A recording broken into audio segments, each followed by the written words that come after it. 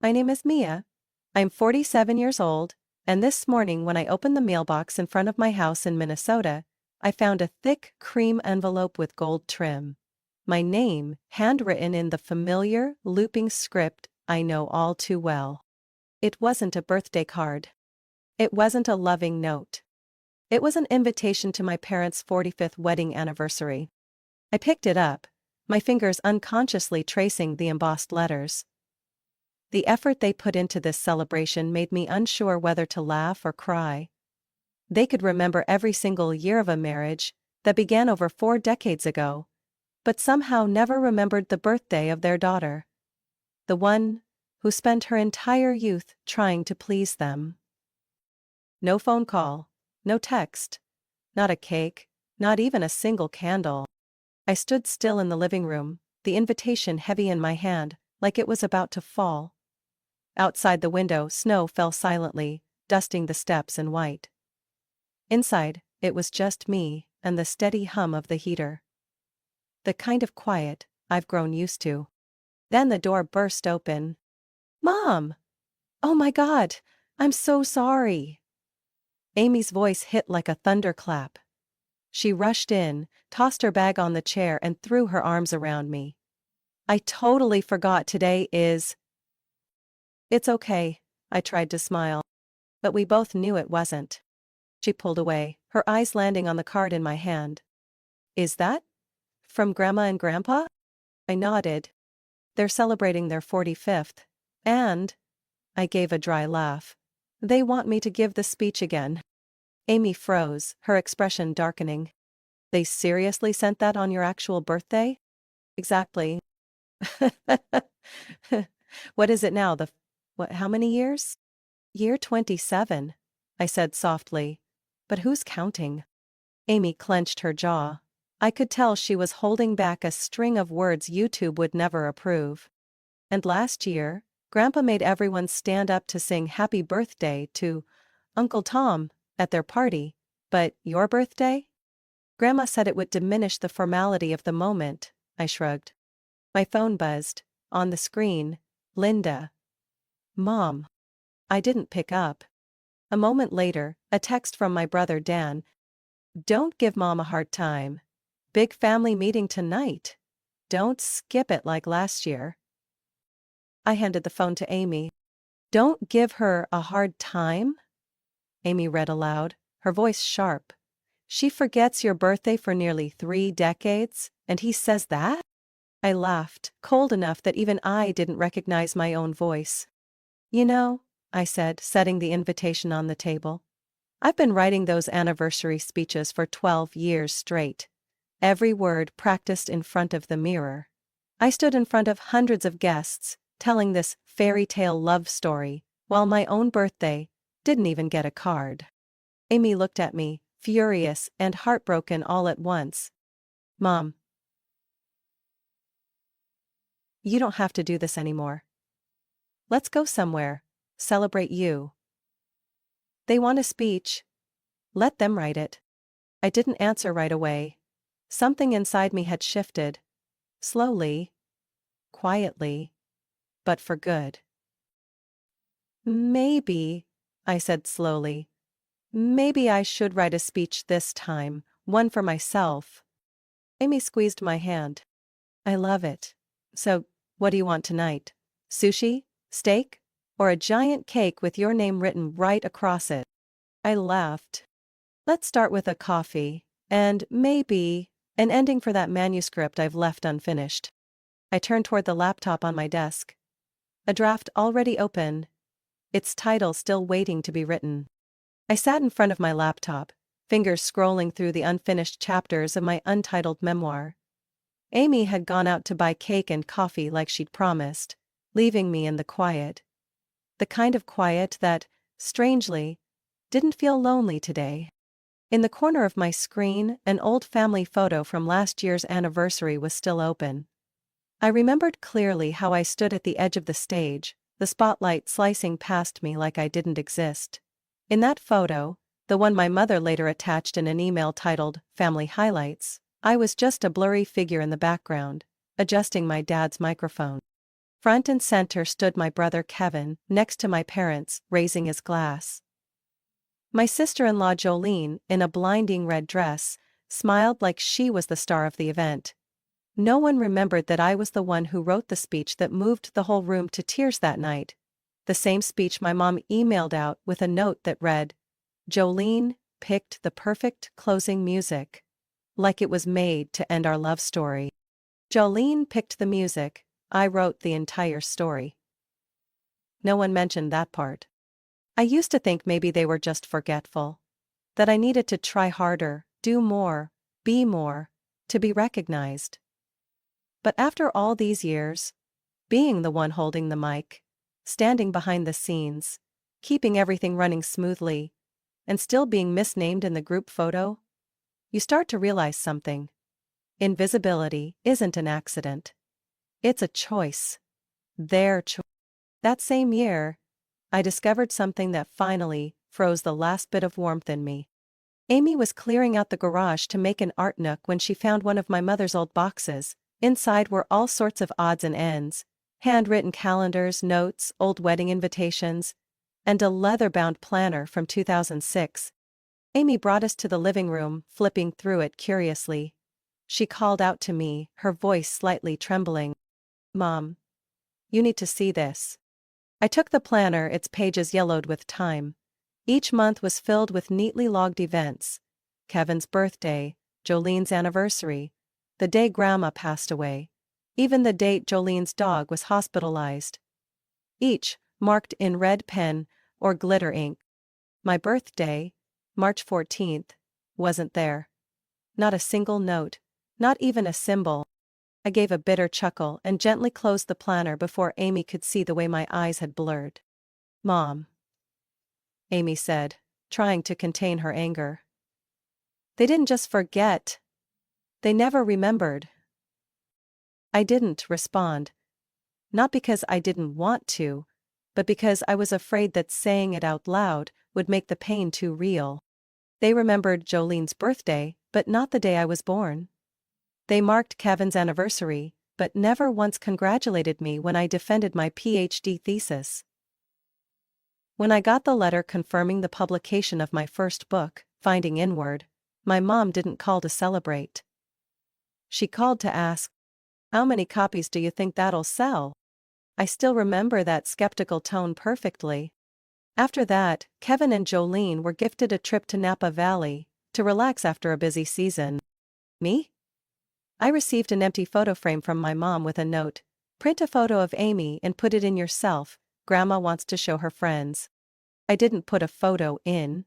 I placed the frame on my desk. As a reminder that, if I didn't put myself into the story, no one else would. And I no longer wanted to be the one writing stories from which I was erased. The doorbell rang. I left the laptop and opened the door. It was Amy, holding a white cake box with red letters piped across the top. "Happy birthday, Mom, the one who deserves to be named first in every story." I pulled her into a hug, the tears coming fast, unstoppable. Not because of the cake, not because of the words, but because in that moment, I knew there was at least one person in this world who saw me, not as the shadow behind the mic, but as the main character in my own story. That night, I stayed up at my desk. On the screen, after hours of thinking, the title finally appeared on the draft. The Art of Being Forgotten, a Daughter's Memoir. Not our family tales like I once planned. Not a sweet short story collection, filled with the kind of cozy memories people expect from a 3-time regional nominee. But the truth. Raw, sharp, and unpolished. Amy had fallen asleep on the couch, still clutching the paper bag holding my birthday gift. She'd spent the whole day running around to find the perfect little silver necklace, engraved with Mom, convinced I'd love it. I didn't tell her I don't wear jewelry. I just looked at that gift and saw all the love I had spent years wishing would come from someone else. Another text from my mother lit up the screen. "Mia, you still haven't confirmed if you're coming to the event. Everyone is waiting for your speech. Please respond soon. Love you. Love you." First time she'd typed those 3 words in 4 years. I didn't reply. I archived the message. Then I clicked on a newly made folder labeled, Truth. I began to write. I wrote about 5th grade, when I read my award-winning poem at the school assembly, and my parents didn't come, because they were busy prepping for Kevin's college acceptance party. I wrote about passing out in college after 3 all-nighters, and the only person who called to check on me was my roommate. I wrote about every speech I'd ever written, every word carefully crafted like stitches on an invisible wound, only to hear my mother praise Jolene for picking a dress that matched the stage lights perfectly. I wrote without stopping. Something was pouring out from deep inside my chest that I couldn't hold back anymore. Not anger. Not exactly pain. Something clearer. A strange, cutting clarity. Near dawn, Amy stirred awake and rubbed her eyes. "You haven't slept?" I turned to her and smiled. For the first time in years, the smile wasn't forced. "No, but I think I just found a reason to stay awake." Amy sat beside me, glanced at the title on the screen. She didn't say anything. She just nodded. "You're not going, are you?" I shook my head. "This time, I think I'll let them come up with their own sweet words." "What about the speech?" Amy asked, voice half daring, half hoping. I picked up my phone and opened a new email. Recipients: Linda, Kevin, Jolene. Subject line: regarding the upcoming anniversary celebration. Said, "Thank you for the invitation. I will not be attending this year. I need to spend time with the one person who always remembers my birthday. And write about the things no one ever asked. Wishing you a beautiful celebration. Nia." I hit send. The moment felt like stepping out of a suffocating room I'd been locked in for nearly half my life. 3 hours later, Kevin called. I didn't answer. Jolene left a message. "What are you doing, Mia? Mom is really upset. The whole family is counting on your speech." The whole family is counting. Not one person asked if I was okay. Not one person asked what I needed. Amy wrapped a blanket around me and whispered, "You could write an entire book, you know that?" I looked at the screen. Layered with memories, truth, and all the blank spaces I'd never dared name. "I'm already writing it," I said. "But this time, there won't be any supporting roles." I sent the manuscript on a gray December afternoon, the wind howling through bare branches outside the window, while my heart felt just as empty. The memoir was 196 pages long, every word pulled from moments I was overlooked. Ignored calls, and the fake hugs at family gatherings, where I always brought the cake but no one ever asked if I needed help. I titled the book, The Art of Being Forgotten.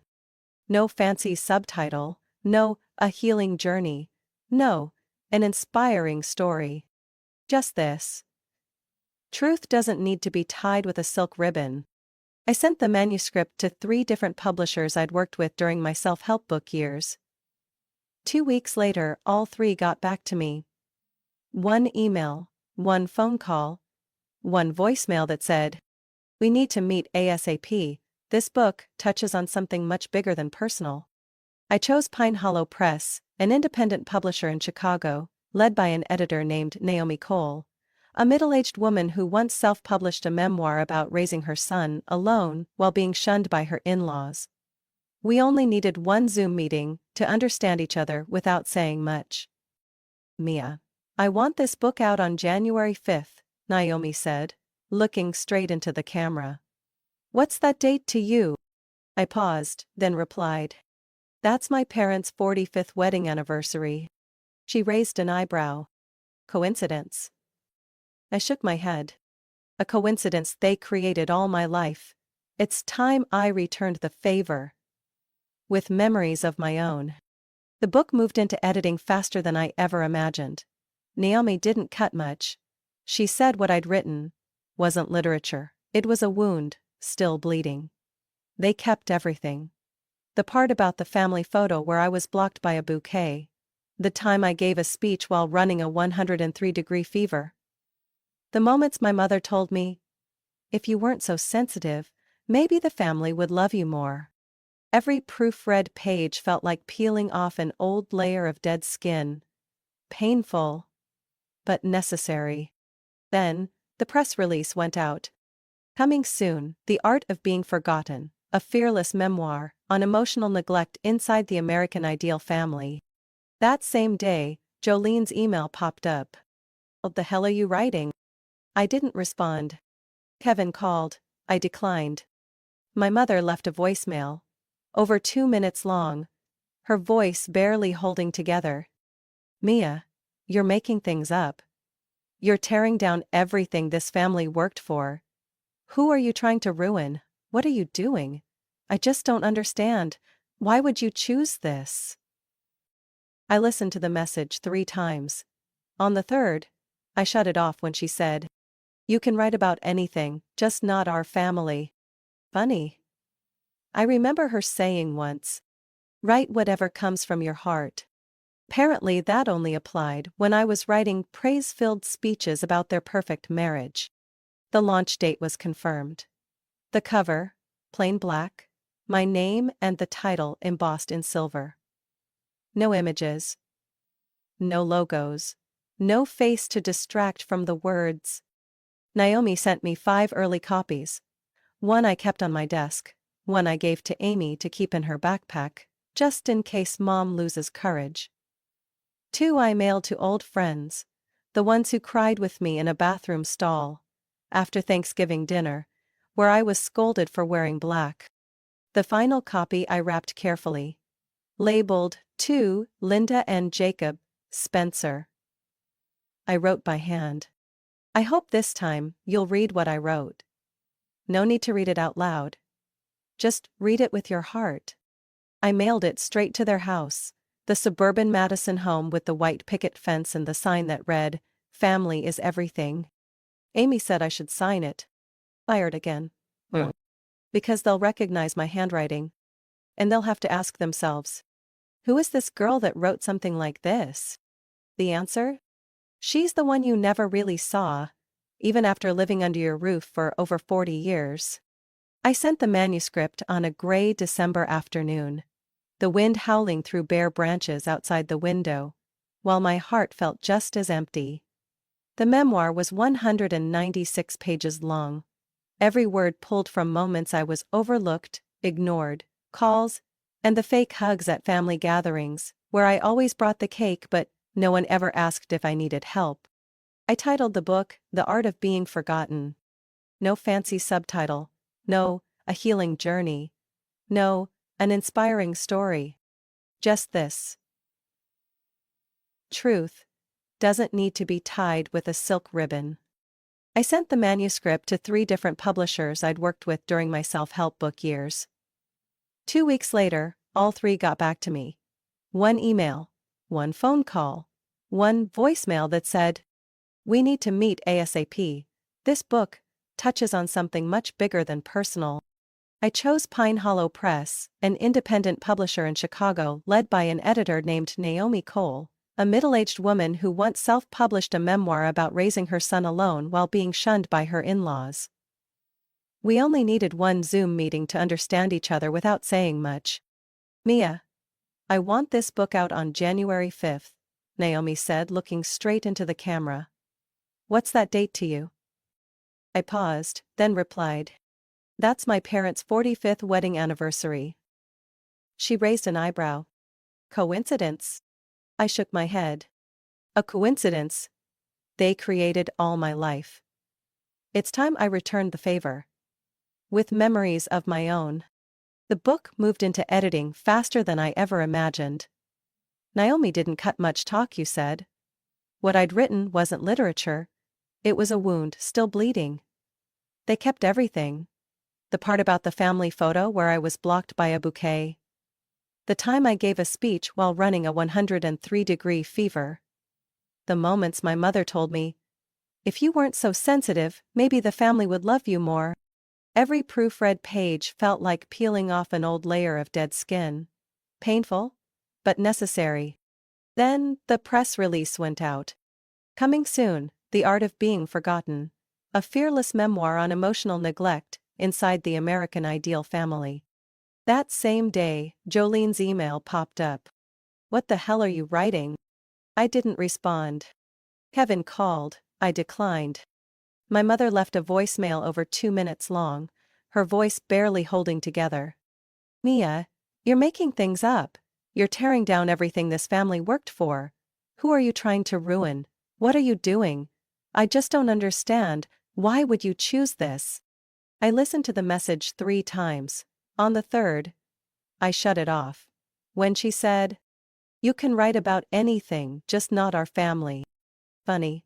I remember her saying once, "Write whatever comes from your heart." Apparently that only applied when I was writing praise-filled speeches about their perfect marriage. The launch date was confirmed. The cover plain black. My name and the title embossed in silver. No images, no logos. No face to distract from the words. Naomi sent me 5 early copies. One I kept on my desk. One I gave to Amy to keep in her backpack, just in case Mom loses courage. 2 I mailed to old friends. The ones who cried with me in a bathroom stall after Thanksgiving dinner where I was scolded for wearing black. The final copy I wrapped carefully. Labeled, "To Linda and Jacob Spencer." I wrote, by hand. I hope this time you'll read what I wrote. No need to read it out loud. Just read it with your heart. I mailed it straight to their house. The suburban Madison home, with the white picket fence, and the sign that read, "Family is everything." Amy said I should sign it. I didn't. Because they'll recognize my handwriting. And they'll have to ask themselves, who is this girl that wrote something like this? The answer? She's the one you never really saw, even after living under your roof for over 40 years. The next morning, I was making coffee when the doorbell rang. Loud, sharp, like a hammer striking buried memories. I opened the door to see Jolene, lips pressed tight, cheeks red from both cold and fury. "We need to talk. Now." Her voice was colder than the snow outside. I stepped aside to let her in, without a word. Amy, still groggy, emerged from the bedroom and froze when she saw Jolene. The air in the house thickened instantly. "My mom called me all night," Jolene began.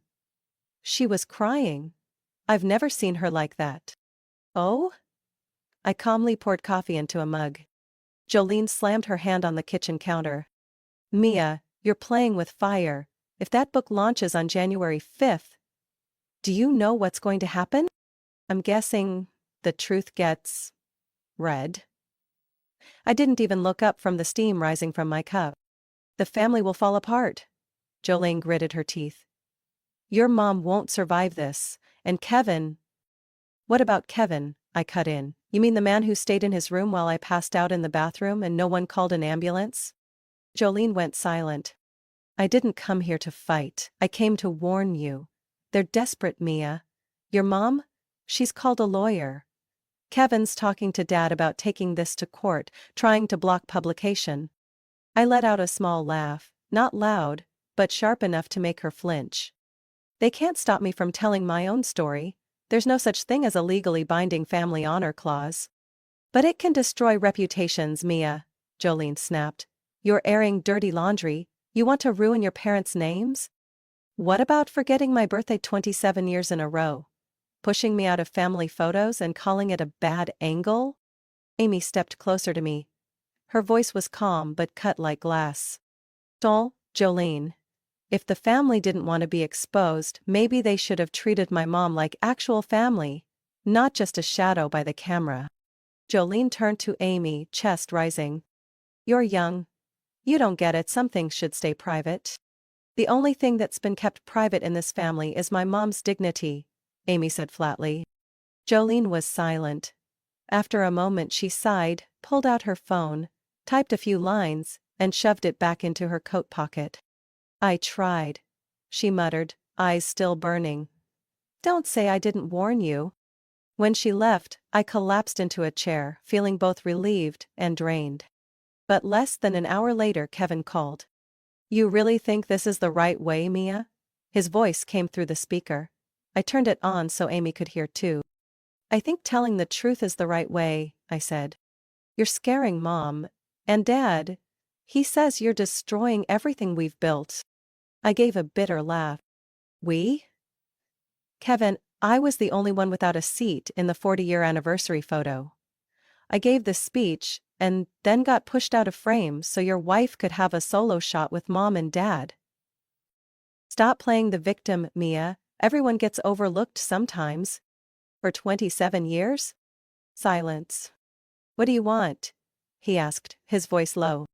I don't want anything. I just don't want to stay silent anymore. Mom's thinking about canceling the party. Grandpa will lose it. They might cut you off, Mia?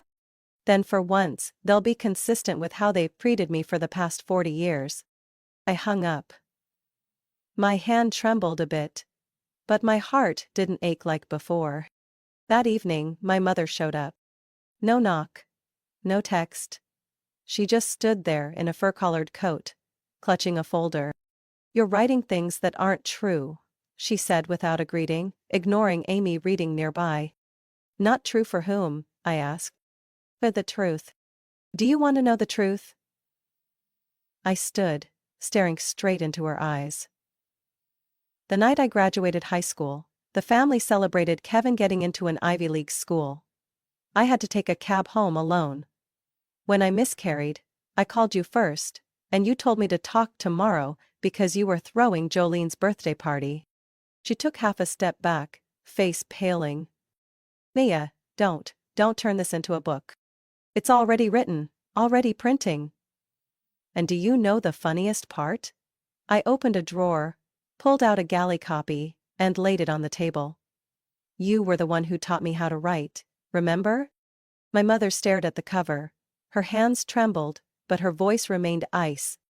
You'll regret this. Not as much as I've regretted staying quiet for decades. I closed the door behind her before she could say another word. 2 days after the anniversary night, I was invited to appear on Good Morning America. Amy sat backstage, holding a hot Starbucks cup, eyes fixed on my every move, like she was trying to pass her steadiness into me.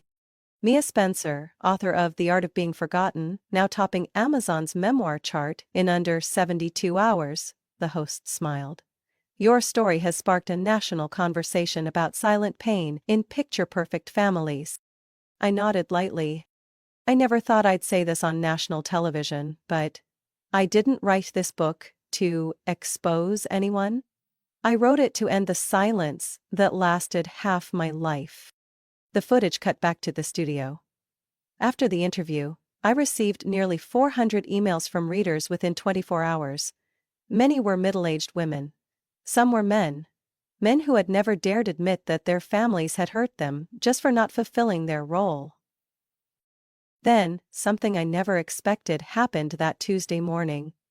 I was watering plants in the yard when a silver car pulled up. My father, Jacob, stepped out, holding a small cardboard box. Hi, sweetheart, he said, his voice rough from the cold, and something else I couldn't quite name. I didn't invite him in, but I didn't close the door either. He handed me the box. I finished the book, he said. Took me 2 nights. 1 glass of bourbon per chapter. When I got to the college graduation chapter, He choked. I felt like I deserved to be punched in the face. I said nothing, just looked at him. My father lowered his head. The first time in my life I'd ever seen him without that usual proud stance. In the box is, he paused, a silver bracelet I bought for your 16th birthday. I never gave it to you. I kept it. Because I thought you'd never feel pretty enough to wear it. I opened the box. The bracelet was still intact, glinting in the morning sun. I never wanted anything except for you and Mom to see who I really am. I see you now, he said quietly. And I know I'm late. That's when I cried. Not loudly, but for real. Then came a text from Jolene. Are you free Thursday? I'd like to talk. About me. Not Mom. I agreed to meet. We sat in a small cafe by Lake Michigan. No high heels. No heavy makeup like usual. I was jealous of you, she said bluntly. I always thought you were weak, but it turns out you had the guts to do something I never dared. I stayed quiet. I told Mom, I won't keep covering for her. I need to own the part I played in hurting you. She pulled a green leather notebook from her bag and opened it. I've rewritten the history, Jolene said. Every birthday, every memory I missed. I wrote it all down, in order. I call it the Calendar of Redemption. I couldn't believe I was hearing this from her, but in her eyes that day, I knew she meant it. The next day, my mother called. She didn't cry, she didn't yell. Just said softly, I'm working on something, can you come by? I hesitated. But I went. The house looked the same. Tidy, orderly, white orchids on the dining table. But on the coffee table sat a new leather journal, opened, filled with neat handwriting I knew by heart. My birthdate. Mia Spencer, born January 5, 1977, was marked in red ink. Next to it, a note. 1989, forgot gift. 1995, no cake. 2002, skipped for anniversary. 2024, skipped for anniversary. 2024, wrote a book. I read the truth. I said nothing, just sat down and turned to the next page. Each page was a milestone my mother was trying to rewrite, not to erase guilt, but to remember, to stop forgetting. I don't expect forgiveness, she said, but I hope, someday, you'll read these lines and see I'm learning to try again. I hugged her. Not out of politeness, but from something real. On my desk now sits a new photo frame. Not one where I've been cropped out. A picture of me, Amy, Jolene, Dad, and Mom. All of us standing together, not because we had to. Below it, a handwritten caption by Amy. Real families aren't perfect. But at least, they've started to see me. 1 month after the memoir's release, on a misty Wednesday morning, I got a call from my mother. Are you free this afternoon? She asked, her voice a little hesitant but clear. I am. Why? I can't. I want to invite you and Amy for tea. Every Wednesday. I'm thinking of starting a weekly family tea, just to see each other, no occasion needed. I went silent for a few seconds. Not because of the invitation, but because of her tone. For the first time, I heard my mother speak to me without demands, without manipulation, without masking awkward tenderness behind polished composure. I'm making lemon cake, the kind you liked back in 3rd grade. I still have the handwritten recipe in the new calendar. I smiled, with a relief deeper than I expected. The first tea gathering took place at my parents' house at exactly 3 p.m. The kitchen was filled with the scent of jasmine tea, and the lemon cake was served on a faded blue ceramic plate, not the fancy porcelain reserved for guests, but the old dish I used as a child, with chipped dandelion edges. Amy took off her coat and walked straight to her grandmother. Thank you for the invite. My mother smiled, a little awkwardly. But she hugged her back, genuinely. Jolene arrived later with a bouquet of white daisies. She looked tired but peaceful. I've moved all my Wednesday morning meetings, this is now sacred time, Jolene said.